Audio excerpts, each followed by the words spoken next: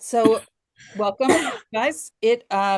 Today we're going to do a few different things. It is Parshat Va'era this week, and as always, we're going to start with a summary of the Parsha. You will find Parshat Va'era in the book of Shemot, in the book of Exodus, chapter 6, verse 2 to chapter 9, verse 35. So let's start with the summary. The name of the Parsha Va'era means "and I appeared," and it's found in the first verse. This is where God, for the first time, reveals himself to Moshe, to Moses, and he uses the four expressions of redemption that actually play a very big role in the Passover story. And the four cups of the Passover service relate to these four expressions of redemption that God promises to take the children of Israel out of Egypt, to deliver them from their enslavement, to redeem them, and to acquire them as his own chosen people at Har Sinai, at Mount Sinai, and to bring them to the land that he promised the matriarchs and the patriarchs as their eternal heritage.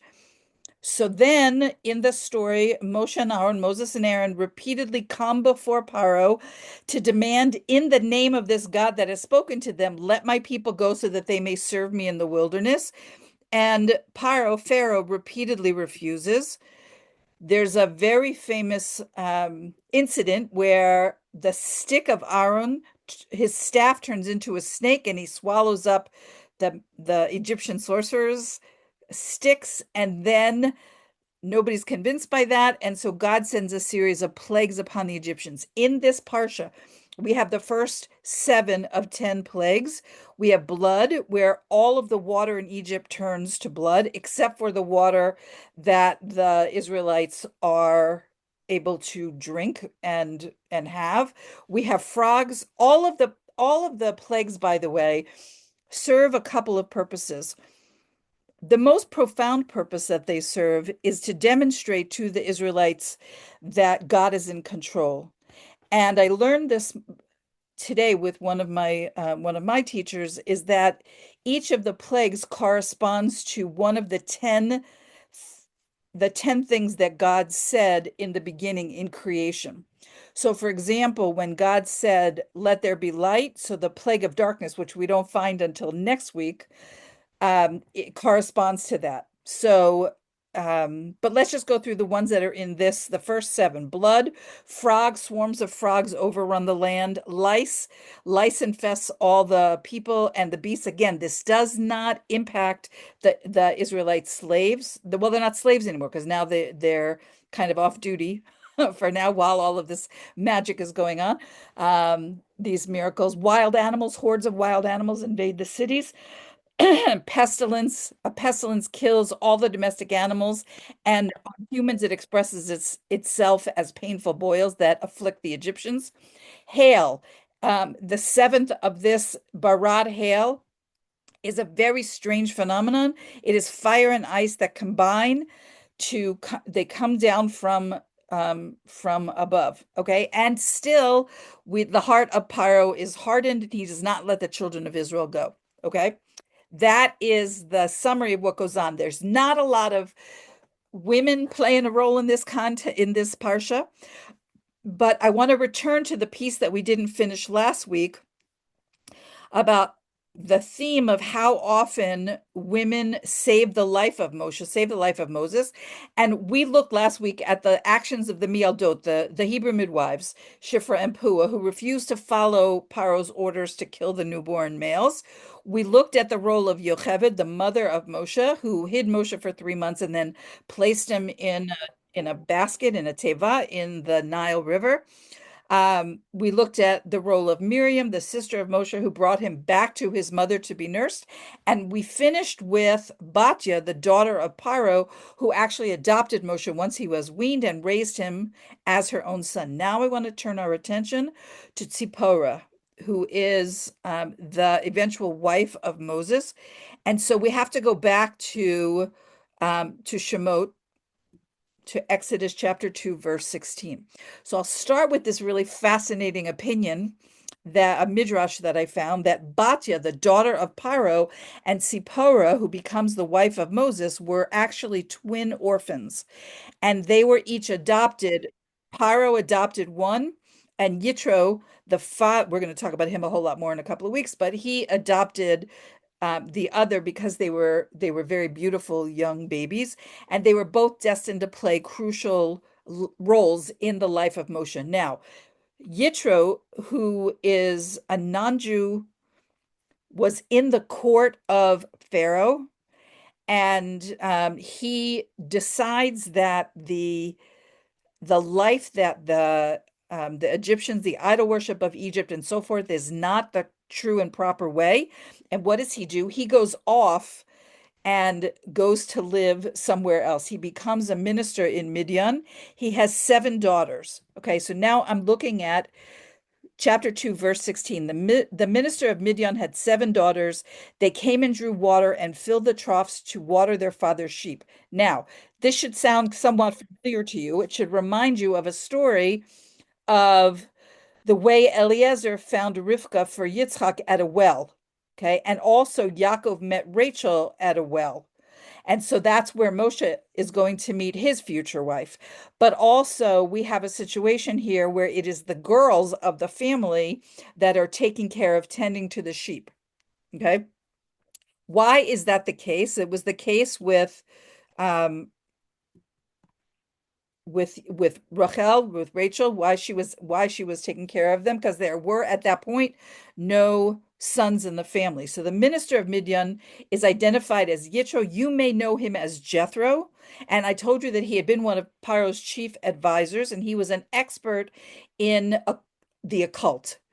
And when he came to Midian, the people there recognized his spiritual gifts and they elected him as their high priest because of his abilities. But when he realizes the folly of idol worship, he resigned his position as high priest, and he didn't want people to know. This is going to sound familiar to some of you that are on your own spiritual journeys, and what you share and what you don't share about where you're holding and what you're thinking. What he told people is, I'm just going to retire.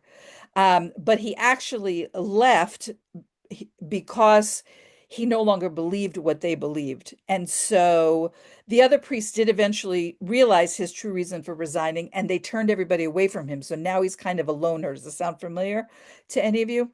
Okay, so he's trying to make a living now as a shepherd, but he's too old to tend the sheep by himself.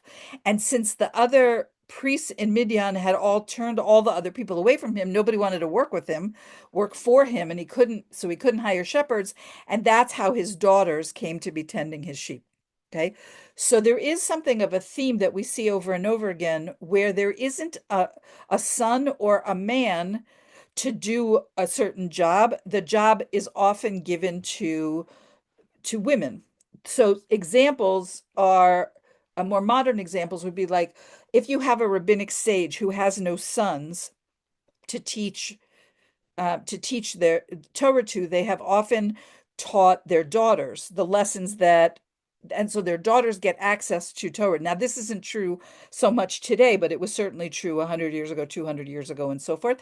If any of you saw the film Yentl, it's based on this premise that the father of Yentl was a Torah scholar who had no sons, and he taught his daughter, Torah. But also, just think about in World War II, where you may be familiar with the expression of Rosie the Riveter, who was a woman who stepped up to fill. This is a very American example. I'm not sure it applies to those of you outside of the U.S., but to fill working in industrial positions in work during World War II when all of the soldiers were off fighting. Okay, but we see it. It starts all the way back in biblical times, and it actually starts all the way back with the daughters of Lavan. We see it again here with the daughters of Jethro slash Yitro.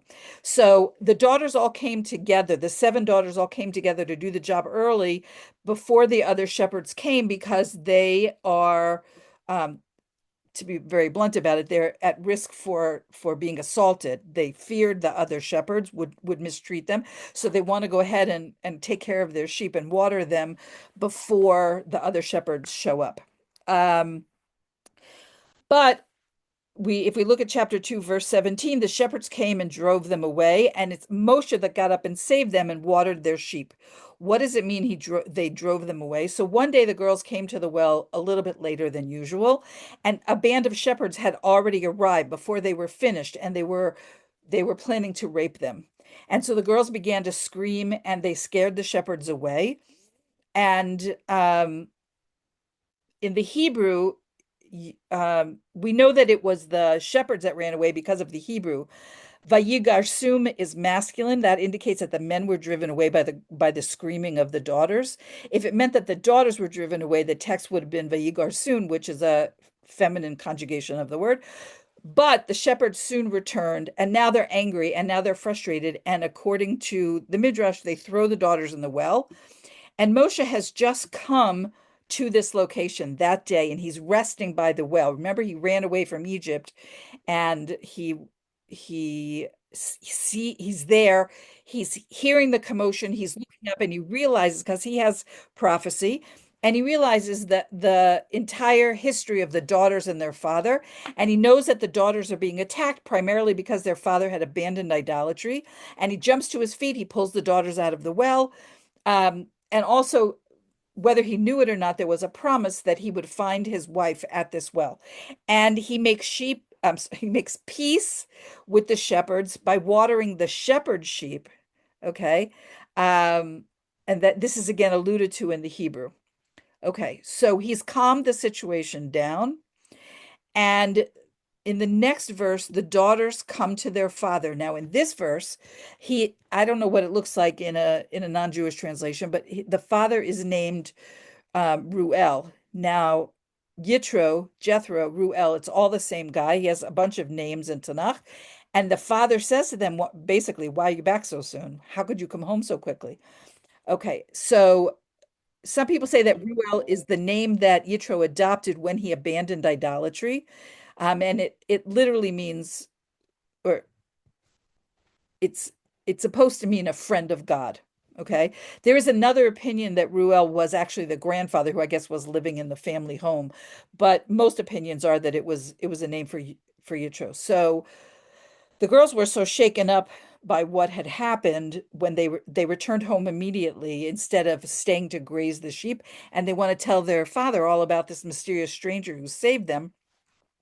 So in verse 19, they say, an Egyptian man saved us from the shepherds, and he even drew water for us and watered the sheep. Now, why did they refer to Moshe as an Egyptian man? Because he still wore Egyptian clothing, having only recently fled Paro's palace. Um, and when Yitro's daughters thanked Moshe for saving them, he said, uh, don't thank me for saving you. Thank the Egyptian who I killed, because if it wasn't for him, I wouldn't be here. Because remember that Moshe was running away, because I'm not actually sure if you read the Parsha, you know this, but I don't know that we actually ever discussed it because because there's no woman in this character in this story. But he killed an Egyptian, and he ran away when he was discovered. Okay, so Yitro, the father, or Ruel, or Jethro, however you know him, he says to his daughters, where is he? Why did you leave this man? Summon him and let him eat bread. So he says, um, you should you should bring him here. Now, the rabbis say that one of the things Yitro was thinking about is, well, I have 7 daughters and I have to marry them off. Maybe he'll marry one of them. Summon them and let him eat bread. Okay. So this is where Tzipora comes into play. Tzipora literally is a female bird, and she ran after Moshe like a bird, I don't know, and brought him back to their father's house.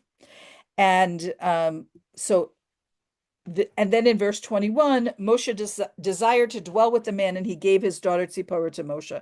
So once he gets back, Moshe tells Yitro the story of his life, how Paro wanted to kill him. Now, um, there is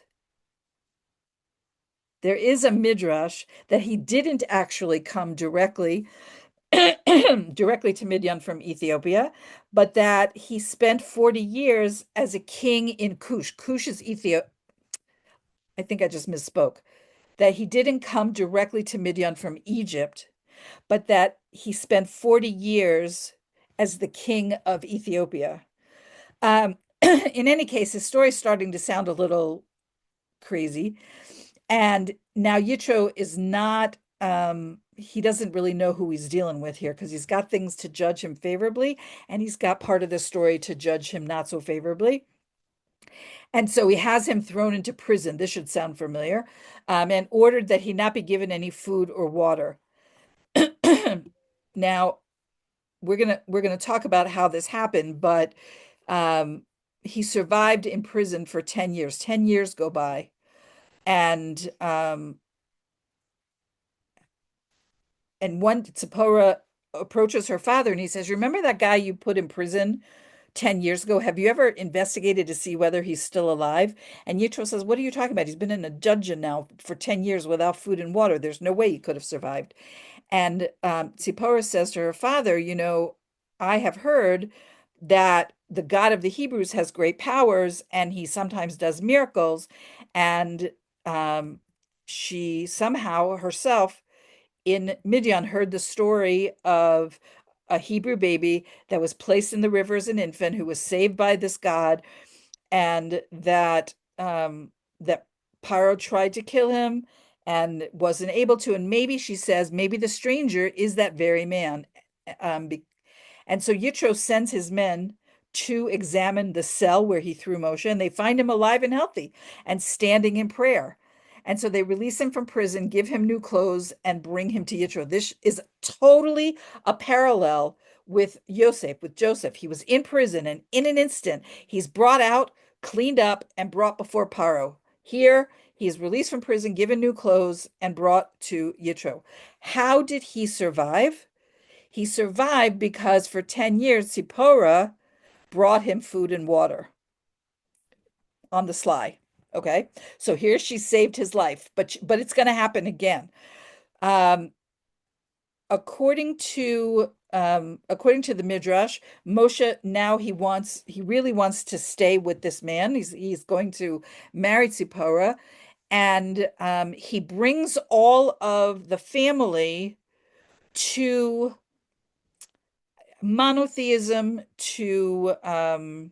to a belief in the God of Israel, however you understand it, including Tzipporah. Tzipporah was already a God-fearing woman, is compared positively to the matriarchs, and Moshe understands that she is destined to be his wife, and Tzipporah is known to be particularly physically attractive, um, but she's not, um, even though she is beautiful, she was beautiful as a young girl, and continues to be beautiful.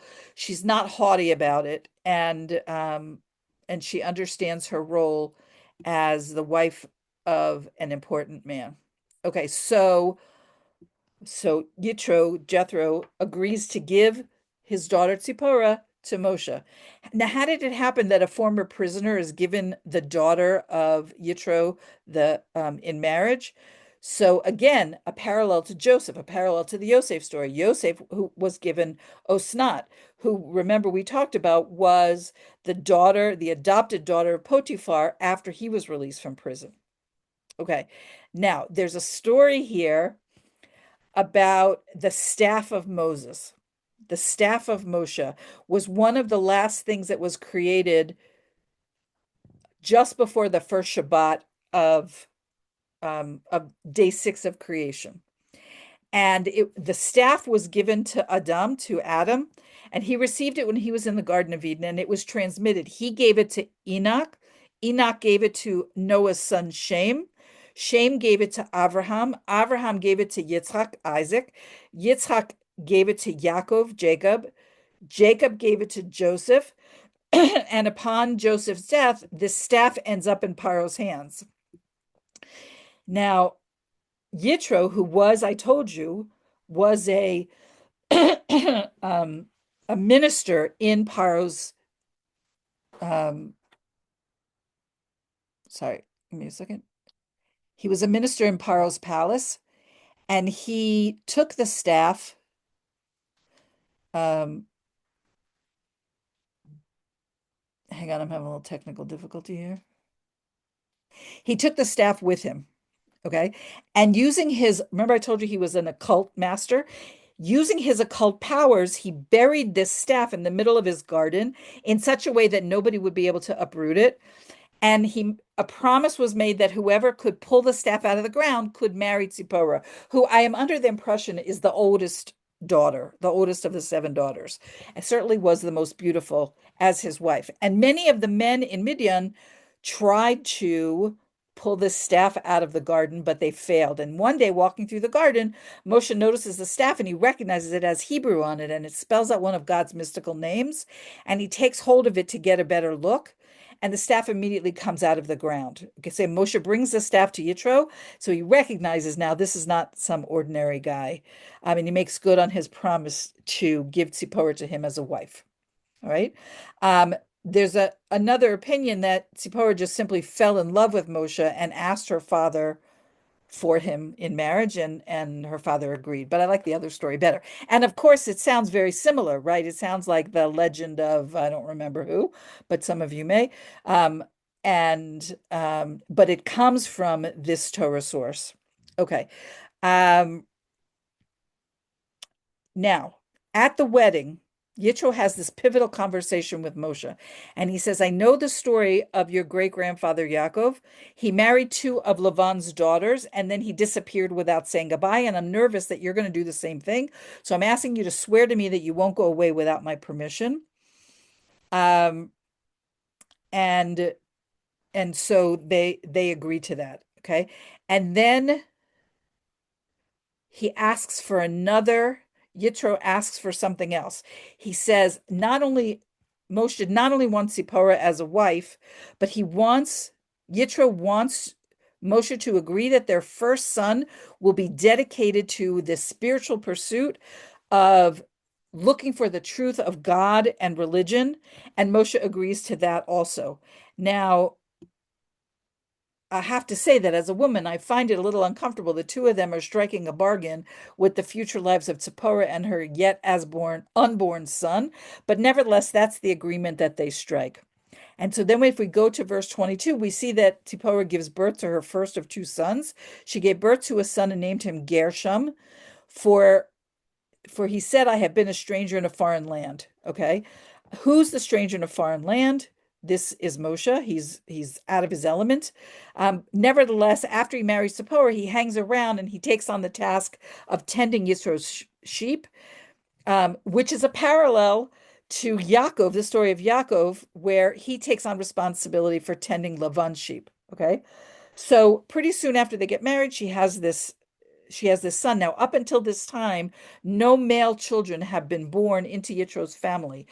He only had daughters. Okay, so Moshe and Zipporah's son was the first male child that was born into the family, and she named him, or more accurately, Moshe named him Gershom, because it it's two words in Hebrew: Ger, which is a foreigner, and Sham, which means there. So what he's saying is, I was a foreigner in a foreign land, but he's saying, but not here in Midian. He's starting to get comfortable in Midian. Now, in the intervening chapters and verses, this is where Moshe sees the burning bush and he's called upon God to deliver the Hebrew people out of slavery in Egypt. I'm passing by this, and Moshe asks Yitro for permission to leave, and he gets permission. Okay, so now we're still not in Parshat Va'era, by the way. I'm still reviewing this. So in chapter 4, verse 20, Moshe took his wife and his sons, he has two sons now, and mounts them on a donkey and returns to the land of Egypt, because now he's going to free his people. Another son was born to Moshe and Zipporah 8 days before they set out on this journey. This is very important to remember, because it's going to relate to the other experience that Zipporah had saving Moshe's life. Okay.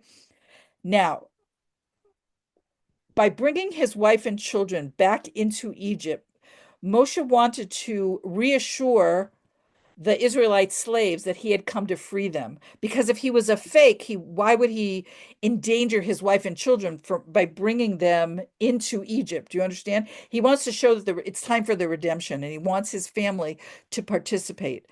There's Okay, so he's on the way. And now I am skipping a couple of verses. I'm chapter 4, verse 24. On the way in the lodging that Hashem encountered him and sought to kill him. Now, what the heck is going on here? This is a very bizarre story in the Torah. um, Moshe's about to leave for Egypt according to God's command, and he doesn't know what he should do about circumcising this new son that he has. Okay, because if he delays the trip for 3 days after the circumcision to give the baby a chance to heal, then that delays his going to redeem his people. But he can't leave right away.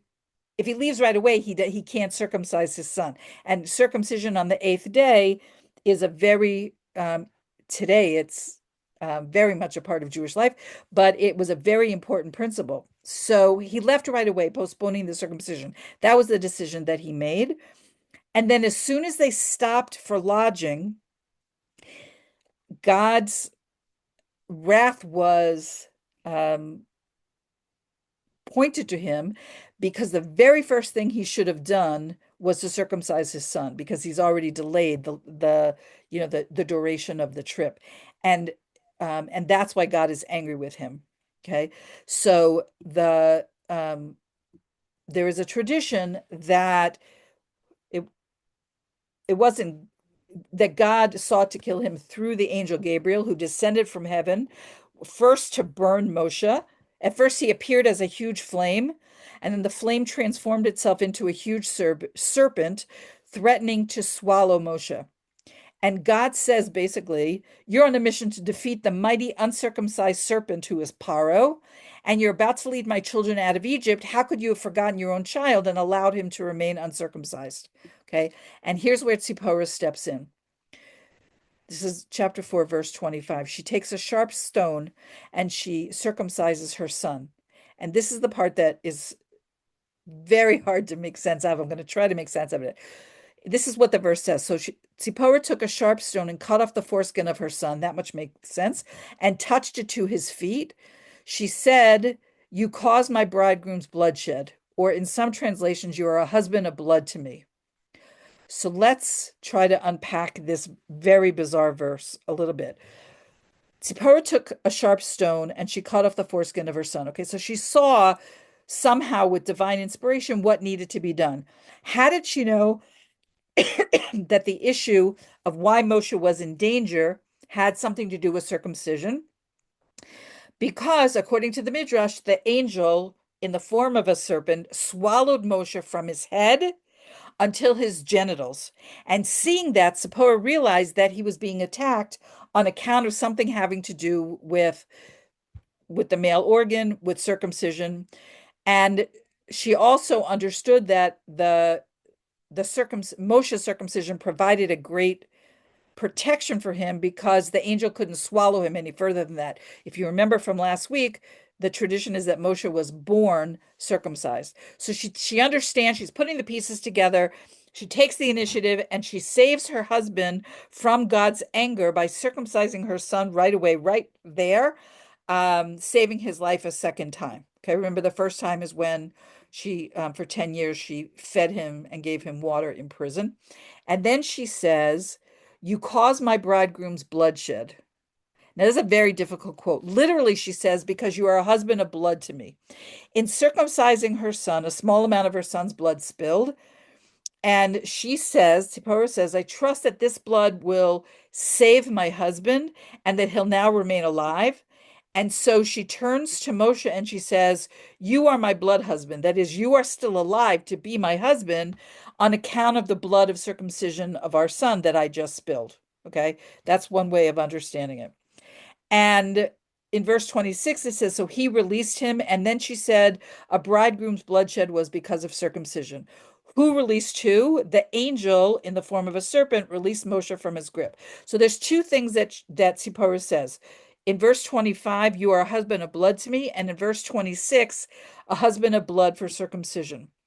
So when Tzipporah saw Moshe swallowed by the angel, leaving his genitals exposed, she understood that the punishment had something to do with this organ, but she wasn't sure why. It could have been one of her theories was that it wasn't proper for Moshe to have married her because she was the daughter of a man who had been an idolater. On the other hand, she thought it could also have been because he neglected to circumcise his son. Not taking any chances, she immediately circumcises the child. And when the angel doesn't actually release Moshe immediately, she cries out, "You're a husband of blood because of me. It's because you married me that your blood is now being shed. I have circumcised the boy," which is what I thought I was supposed to do, "but you're still being killed." At that point, the angel releases Moshe. She's now relieved, and she says, "A husband of blood because of circumcision. My husband was not in blood danger because he married me, but because of circumcision." Okay. And she says, according to the Midrash, "How great is the power of circumcision? My husband was deserving of death for having been delayed in performing the commandment of circumcision on our second son, and it was his circumcision that saved him." Okay, so from this we understand that Tzipporah, along with Shifra and Pua and Miriam and Yocheved and Batya and Tzipporah, not only saved Moshe, but all of the Israelites over 3,000 years ago, because every one of them took some kind of bold action, often at risk of their own lives. And without that, today, we wouldn't have the Jewish people. Okay, so I'm just going to close that chapter and move on to Vaera, which is this week's parsha. And I told you there isn't so much to say about women in this parsha because it's mainly about the confrontation between Moshe and Aaron, Moses and Aaron on one hand, and Pharaoh Paro on the other. But there are two women that are worth mentioning who make kind of cameo appearances in this parsha. So now I am in chapter 6, verses 14 to 25. And what do we find here but a genealogy of Reuven, Shimon, and Levi? Okay. Now, Rashi, the great French commentator, says that when Yaakov was giving blessings to his sons, he rebuked Reuven, Shimon, and Levi. He told them that at the time of his death, that there were things that they had done that he was not happy with. And so scripture here traces their lineage, just the three of them, because the message is that even though Yaakov rebuked them, they're still held in high esteem. They're still important men. They're still valued. Now, this genealogy in chapter 6, verses 14 to 25 is unusual because it mentions four women. We're going to talk about two of them in more detail. But generally, when a woman is mentioned in biblical genealogy, it's because she's somehow related to an important man. So let's look at these four. The first two I'm not going to say so much about, but in verse 6, chapter 15, it refers to Shaul, Saul, the son of the Canaanite woman. I don't have much to say about this unnamed Canaanite woman in this verse. The son Shaul to whom she gives birth is not the Shaul that is the future king of Israel, the King Saul, not him, it's somebody else. Okay, in verse 20, this we talked about last week, and now it's in this week's parsha, the actual verse. Amram, who is the father of Moshe, took Yocheved, his aunt, as his wife, and she bore him Aaron and Moshe. And then it says the years of Amram's life were 137 years. Okay, we talked about that last week. I'm not going to speak about that. But now we go on to chapter 6, verse 23. Aaron took himself a wife. So now we're going to learn the name of the wife of Aaron. Her name is Elisheva. She is identified as the daughter of Aminadav, the sister of Nachshon, and the mother of Nadav and Avihu, Eleazar, and Itamar. Okay, so she is of interest to us as the wife of Aaron, and she has, excuse me, all of these other significant male relationships. What's interesting, right across from where we live in Efrat is a community called Elazar, and there's a community in the Shomron called Itamar, which is actually across the road from Har Bracha, which is where Hayovel is based. So that's just an aside, but just gives you a sense of how the Bible lives in Israel. So the Midrash says that Elisheva, um, about her, that she did not enjoy happiness in this world, even though she saw 5 crowns in one day. What were those 5 crowns? These were the 5 men in her life. Her brother Nachshon, he's the head of the tribe of Yehuda, the tribe of Judah, and he's the one who enters the Yam Suf, the Red Sea, first before it splits. Remember, it hasn't happened yet in our story, but when the sea splits, it splits because some brave individual goes in and the water goes up to his nose, And after that, the sea splits. That was Nachshon. That was her brother, Elisheva's brother. Her husband, Aaron, who's the brother of Moshe, he becomes the high priest. Her brother-in-law, Moshe, is obviously the leader of the nation. Her son, Eleazar, he's the assistant high priest. And her grandson, Pinchas, who you may know as Phineas, was also a priest he had there's a couple of things important to say about him. One is that in the book of Devarim, in the book of Deuteronomy, he was the one who went to the soldiers as they headed out to war to strengthen them. And this is what the verse says. And he shall say to them, Hear, O Israel, today you are approaching the battle against your enemies. Let your hearts not be faint. You shall not be afraid, and you shall not be alarmed, and you shall not be terrified because of them. So it's like we call it Hebrew chizuk. It's like spiritual strengthening. Interestingly enough, today, when before soldiers go into a battle, there is often a rabbi or some other figure who comes to the soldiers before they begin the battle to send them off with similar words. Okay. Now, Pinchas is also, this is the grandson of Elisheva. He is also the one who in the book of Numbers, in the book of Bamidbar, chapter 25, he kills Cozbi and Zimri. We're going to talk about that a whole lot more when we get to the book of Numbers. Okay. So she is surrounded by powerful, powerful men, the leaders of the generation. But despite all of these relationships, she carries with her sadness because she has her older two sons, whose names were Nadav and Avihu. They were killed for offering a strange fire that was unauthorized. We find that in Vayikra, in the book of Leviticus, chapter 10, verses 1 and 2. Okay. There's an interesting thing about Elisheva that she is from the tribe of Yehuda. We don't know who her mother was. She marries Aaron from the tribe of Levi. And Miriam, her sister-in-law, was born into the tribe of Levi, and she marries Kalev, who's from the tribe of Yehuda. So there's like a switch. Miriam goes to join the tribe of Yehuda, and Elisheva comes from the tribe of Yehuda to join the tribe of Levi. Um, there is an opinion. Remember, we talked about the Mialdot, the Hebrew midwives, that Shifra and Pua were actually Yocheved and Miriam. There's actually an opinion, it's a minority opinion, but that the second one was not Miriam, but it was Elisheva.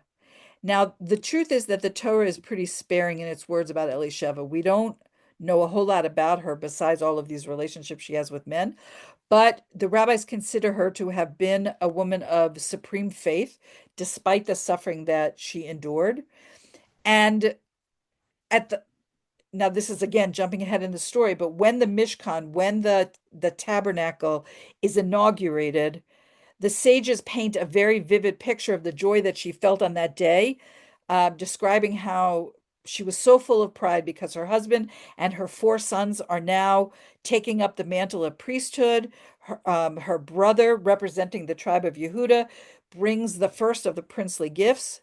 And then this is where the disaster happens. And her two sons, Nadav and Avihu, the two older ones, enter the Holy of Holies, and um, this is the way it's said, they offered a strange fire before God, which he had not commanded. And the result was that a fire came out from God and consumed them, and they died. So the visual on this is they're standing there with their fire pans, they're offering something, and the fire doesn't consume them like they turn to ash. The way that I have learned it is that the fire enters them and takes the life from them. So their bodies are intact and um their bodies are intact, but they are dead. Okay. And this is a huge tragedy. And the scripture tells us, Vayidom Aharon. What does that mean? And Aaron was silent. And what about Elisheva? Her joy turned to mourning, and her face turned to ashen like a pillar of smoke. So you can only imagine,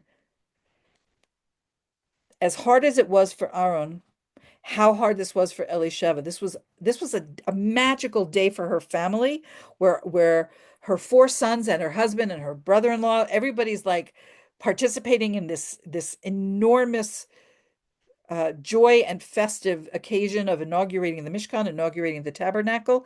And before the day is over, she's lost two of her sons. Now, I'm going to tell you a little something about um, the soul of Elisheva and what happens to it later in future times. So one opinion is that she was reincarnated as a woman called Kimchit, which was a righteous woman whose modesty and piety were said to be the reasons why she merited that seven of her sons became high priests. There's another opinion, or that she was also reincarnated as Bathsheba, Elisheva Bathsheba. That's not insignificant. Bathsheba was the wife of her great nephew, King David, who was himself an incarnation of Aaron. Um, okay, so both names end with Sheva. Sheva means seven, which is a reference to seven divine attributes. Now, there's one that's Elisheva. I'm going to finish with this. There's one other woman that's named, and she is named Bat Putiel. This is in chapter 6, verse 25. Eleazar, who is one of the four sons of Aaron, takes for himself a wife from one of the daughters of Putiel. And that is where Pinchas, that's the marriage from which Pinchas is born. Are you guys following this? Is this like way too much genealogy? Because like all of this, it's all connected, you know. So some believe that Putiel is yet another name for Yitro, Jethro, Yitro, Ruel, and Putiel, and so Bat Putiel might have been one of Tzipporah's six sisters. She's mentioned only as the daughter of her father and as the wife of Eleazar and as the mother of Pinchas. So um, we don't know um, her actual name. But and actually, I'm going to end early today. But with this I'll end that most of the Torah, when it presents genealogy, it presents genealogy following the male line.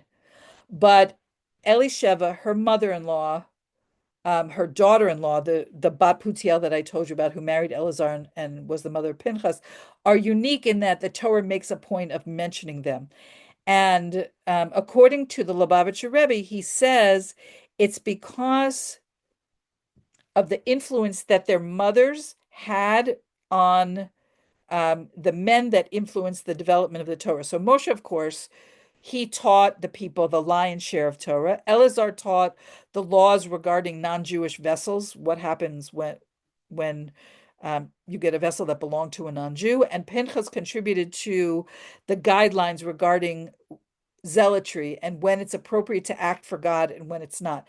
And so the message he's saying is, why were these men so great? It's because they were raised by great women. Okay, so that is what I prepared to share with you today. And now I will open. I see. Oh, some people commented while I was talking. All right, that was just technology stuff. Okay, so does anybody have any questions or reactions that you want to mention in the time that we have left?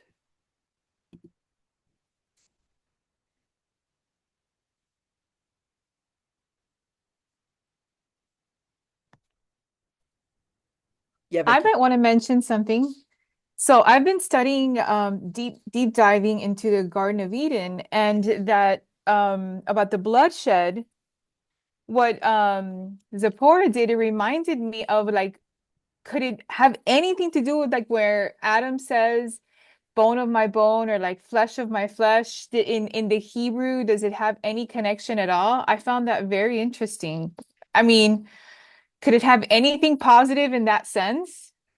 I'm not sure that I can answer that question off the top of my head. I can just say that if you've studied any Torah at all, you know that blood is a very significant Yes. substance. And um, but I can't think of in the Garden of Eden where blood is. bone of my bone and flesh of my flesh is not blood.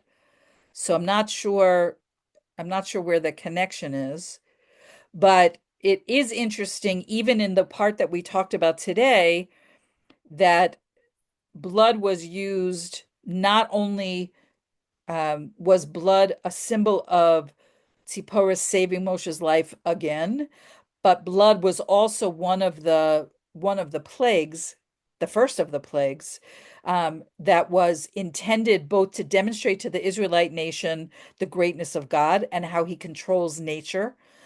And this isn't a direct answer to your question. I'm just gonna say, what can I say about blood? And that what is really fascinating is that the Midrash, it doesn't say this in the text, but the Midrash says that, for example, the water, so the Nile River, all of the sources of water in Egypt turned to blood during the time of the plague of blood, except for in Goshen, where the Israelites lived. And if so Israelites had clear water, and the Egyptians tried to buy the water from the Israelites, so because they were very thirsty. And so if I had a cup of clear water and I'm an Israelite and you pay me whatever the currency is in Egypt at that time, with the idea that I'm going to give you clear water, it didn't work. As soon as it got into the hands of the Egyptians, it turned to blood. So there was no escaping the power that God had, not only to turn water into blood, but to distinguish between who was who had access to clean water and who didn't. So this is totally, I'm off track here, not an answer to your question, but it is an interesting commentary about the plague of blood. And yeah, Valerie. Just a quick comment. You had mentioned about Moses being in Midian, and like I think that some of the sources say he was the king of Midian or not Midian, I'm sorry, Ethiopia. Ethiopia, Yeah, yes. yeah, and became a king for a while and all that. Actually, to his story, like those stories were strange to me when I read them the first time too, but um for him to go into a country like Egypt and tell these millions of Hebrews that he's going to take them out of the country, he would seem like a way more credible candidate if they knew about the fact that he'd had those military campaigns when he was younger, and he actually was he was a army statistician or whatever, like he understood military Yeah, but strategy. but Valerie, he's not coming with the argument, uh, trust me as your general, I can win this. He's coming strictly with the power of God. Exactly. He is, of course. But for the people who had lived there for a long time and knew about him from before, like maybe through Aaron and Miriam and other people, if anybody from a worldly perspective wanted to question his credentials to be able to do that, I think it might have also possibly been that would have been in his repertoire, in his resume, let's put it that way. One other thing, so to me, it made more sense that a lot of the sources are telling those stories. Like, why would they be telling them? Was my question, which you kind of indicated when you were going through. Like, why would this be important for us to know? Also, just a quick response to Victoria just a minute ago. The one really good explanation that's on Rabbi David Foreman's website about the blood and stuff in Egypt is that, they'd been killing all the babies. And even for Moses, they were throwing them in the Nile. And the Nile appeared to be clear water, but it was hiding the blood of all of the babies that were being thrown into it. So like why a blood plague would be like God saying to the people, I heard you, I saw you, I'm coming to get you. And, they can't cover it up anymore. So the why, whoever did Rivka say that, if they gave a cup of water to, an Egyptian, it would suddenly turn to blood. The clear in the fact that the Hebrews weren't guilty, but the Egyptians were guilty and they couldn't cover up their guilt anymore. And so that to me, that seemed like I hadn't heard an explanation like that before, but he gave a really, really good one on his That website. website is called Aleph Beta, by the way, if you want to look it up. but there's more, which we didn't get into because it's not specific to the themes that we're studying this year, but each of the plagues is supposed to be understood as serving multiple purposes. For the Hebrews, it is serving the purpose of showing them God's power. As I said, each one is related to something, like the example I gave about light and dark. They're related to something connected to the way that God created the world in the beginning with the 10 utterances. But more than that, it is also supposed to be a specific punishment for something that the Egyptians did. So I can't do it all off the top of my head, but I think I taught you this concept of mida keneged mida, which is the way that the punishment fits the crime is probably the best way to translate that in English.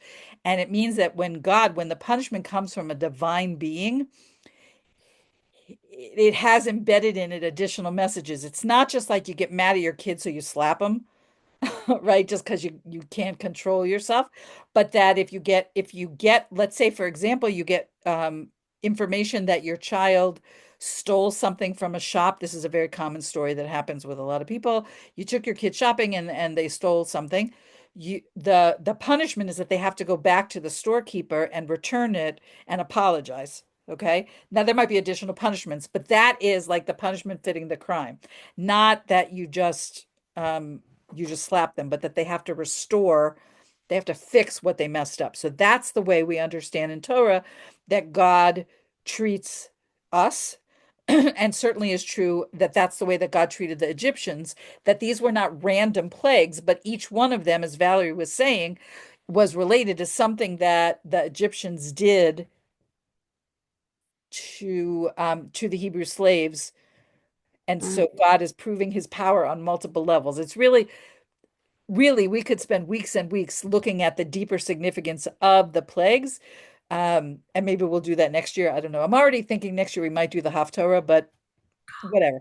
For this year, we're focusing on the female characters, so that's where we are. But there's so much to say about the plagues. Anybody else before we finish? Question, comment? So, Valerie. Oh, Natalie, wait. Oh, go ahead, you Ron. also want to say? Go ahead, Natalie. Oh, okay. I was telling Rivka last week, I read an excellent book last year, and it's called The Last Slave. I can't remember. I will send you all the details. Last Slave, and the husband did all the research, and the woman just wrote the kind of a romance story, but to go through the plagues. And it's just amazing because you can see so many. It's a bit like what Rivka is doing, giving us all the behind story, and you can see parallel with what's happening now, and it's just an amazing book. And sometimes there is really gross things because it's what they were going through, and sometimes we don't realize. And when you can hear a lot of Christian, the 10 plagues, blah, blah, blah. When you know the reality of it, this was just terrible. So you can see the beauty and the horror of the plagues and what God has to do to just take them out of this slavery.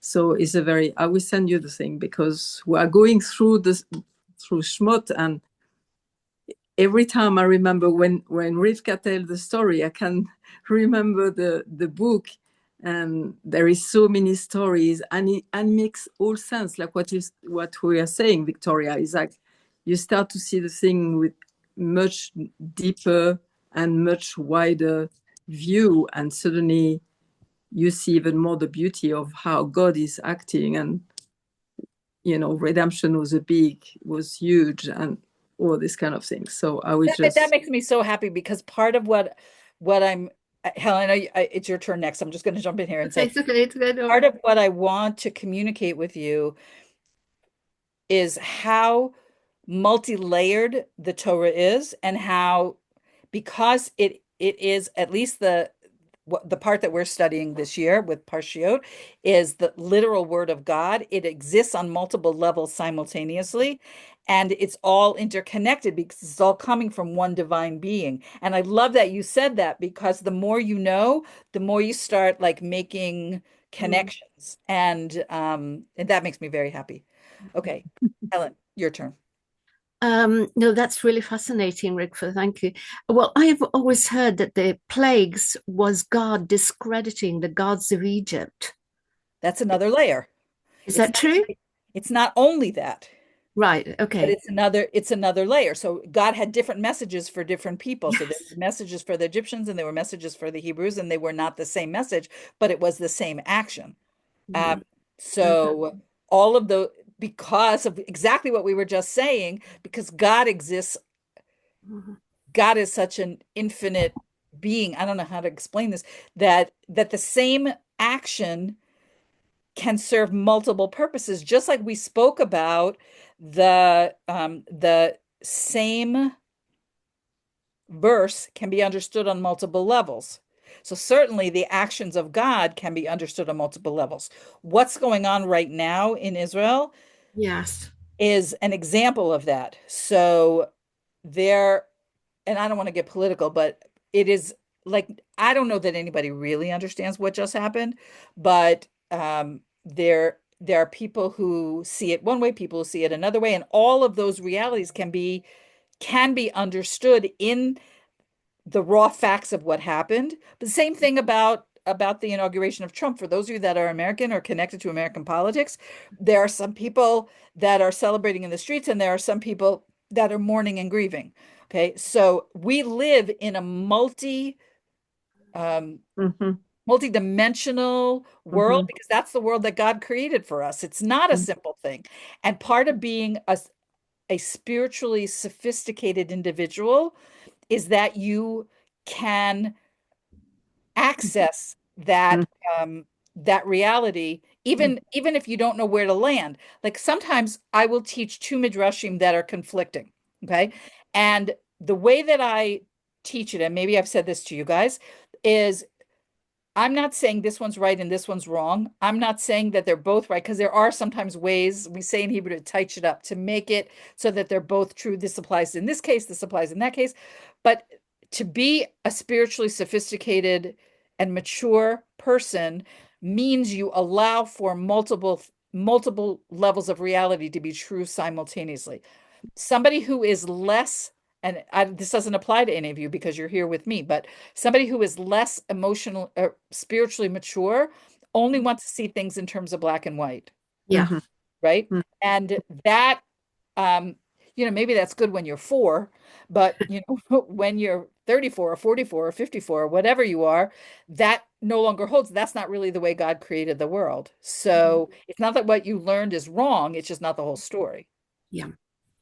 That's fantastic. Jody, I see you turned your camera on, and I think that means you want to say something.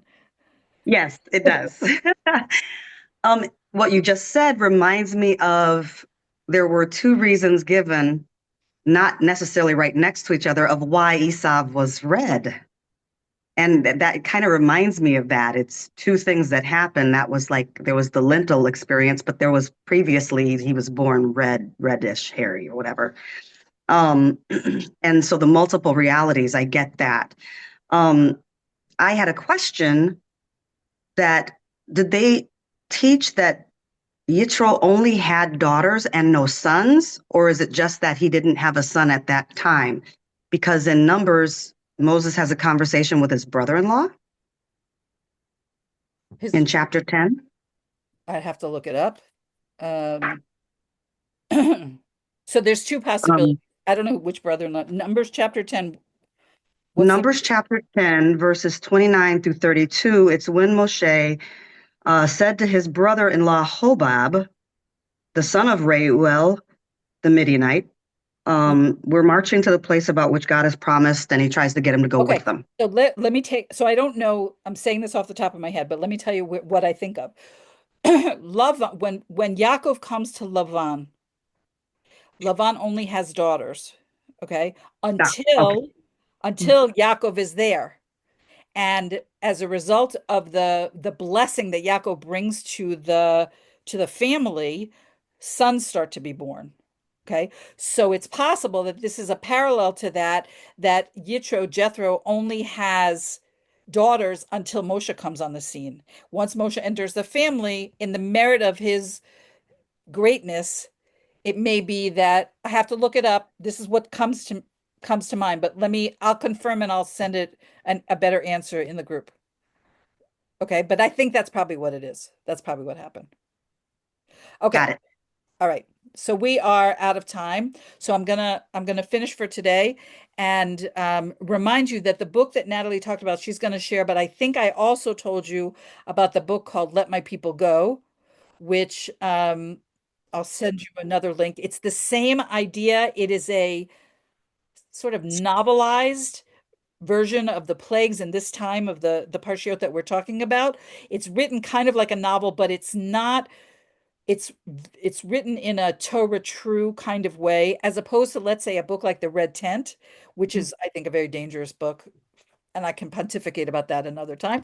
But the book tells the story of this period of time of Moses and his involvement with Paro in a way that makes it very accessible, but is also very well sourced. So I'll send you the link. I'll send you the link for that. Okay. Thank you all for joining me. And may we hear only good news. Bye, guys. Amen.